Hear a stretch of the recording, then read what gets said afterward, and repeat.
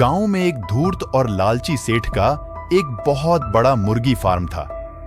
एक दिन लालची सेठ ने सोचा, गर्मी तेज बढ़ रही है, इन गर्मियों में मुर्गियों को संभालना और बचाना बहुत मुश्किल काम है। इसीलिए मैं सारी मुर्गियों को अभी बेच देता हूं और गर्मी खत्म हो जाए तो मैं फिर से नए मुर्गियों को लेकर आऊंगा। इस तरह मुझे नुकसान नहीं होगा। उसी गांव में एक मेहनती किसान बलराम रहता था। वह काफी दिनों से कुछ मुर्गियों को पालने की सोच रहा था। जैसे ही उसे पता चला कि गांव के सेठ मुर्गी बेचना चाहता है, बलराम उस सेठ के पास गया और कुछ मुर्गी खरीदने की बात कही। भोला भाला बलराम को देख लालची सेठ में लालच जगा। उसने बलराम से कहा, देखो, मुझे कुछ पैसों की जरूरत पड़ी, इसीलिए यह मुर्गी बेच रहा हूं। मेरी मुर्गियां एक नंबर नस्ल का है। अगर तुम मेरे सारी मुर्गियां खरीदते हो तो मैं तुम्हें बाजार से सस्ते में दे दूंगा। भोले बलराम सेठ के झांसे में आ गया और सारे मुर्गियां खरीदने को राजी हो गए। बलराम ने अपने बचत से पाई पाई जोड़कर सेठ को दे दिया और सारी मुर्गियां खरीद लिया।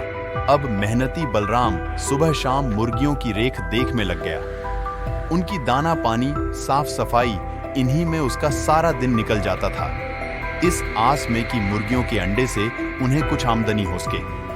कुछ दिन बाद वह लालची सेठ बलराम के घर हालचाल पूछने के बहाने आया और देखा कि मुर्गियों ने ढेर सारे अंडे दिया है। उसने बड़े से थैले निकाला और मुर्गियों के सारे अंडे भर लिया और वहां से जाने लगा। यह सब देख बलराम हैरान रह गया। उसने सेठ से कहा, ये आप क्या कर रहे हैं? मेरे मुर्गियों के सारे अंडे आप क्यों ले जा रहे हैं? सेठ ने धूर्त मुस्कान से बलराम से कहा, देखो भाई, मैंने तुम्हें अपने मुर्गियां बेचा है, अंडे नहीं। इसीलिए यह सारे अंडे पर मेरा हक है। इसीलिए मैं अब से रोज यहाँ आऊंगा और अपनी अंडे यहाँ से लेकर जाऊंगा। अब धूर्त सेठ रोज बलराम के फार्म पे आने लगा और सारे अंडे ले जाने लगा। सीधे सारे बलराम को कुछ समझ नहीं आ रहा था कि क्या करें।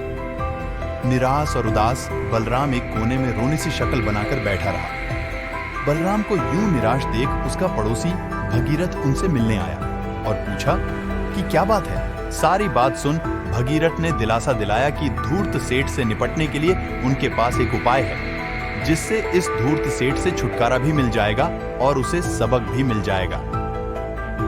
बलराम अपने पड़ोसी भगीरथ के कहे अनुसार करने को राजी हो गया। अगली सुबह जब लालची सेठ बलराम के घर अंडे लेने आया तो उसे दरवाजे पर कल्लू पहलवान बैठा मिला और दरवाजे ऊपर एक बोर्ड था जिसमें लिखा था, अंडे का शानदार होटल।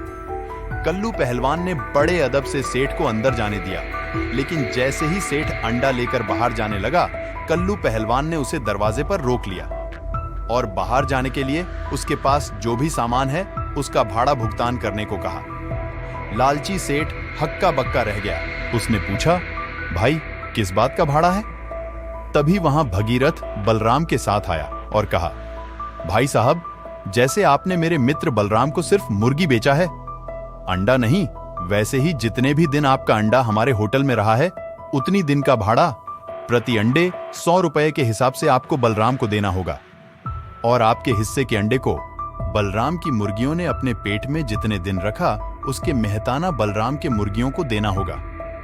तभी आप यहां से जा पाएंगे, वरना यह कल्लू पहलवान आपको बाहर जाने नहीं देगा और आपकी सारी करतूत गांव वालों बताएंगे और सीधे सारे बलराम को ठगने के इल्जाम में हम पुलिस बुलाकर आपको हवालात की हवा खिलाएंगे। बोलो, आपको क्या मंजूर है?